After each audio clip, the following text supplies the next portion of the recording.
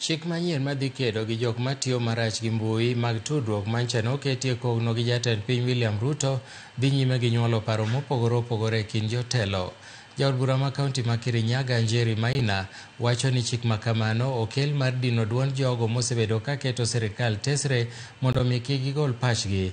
Njeri kod seneta ma kaunti ma Kirinyaga John Murango osoko wang' jood bura wetegi kuom rikni puodho paro mar chikno e okang' mar moro serikal. Hiyo sheria imeipa serikali ruhusa ya kuzima kama ni Facebook ama ni Twitter ama ni TikTok ama platform yoyote ama website yoyote wakitaka wenyewe bila hata kuhusisha judiciary. Yani bila hata oversight kidogo kabisa. Mimi naona ya kwamba kama kiongozi tuko kwenye njia ambayo haiko sabamba. Juzi tu tulikuwa na wanajenzi wengi ambao walikuwa wamepelekwa makotini wakistakiwa na kosa la wengine walikuwa naambiwa ni uhaini, wengine walikuwa naambiwa kwamba ni mamluki.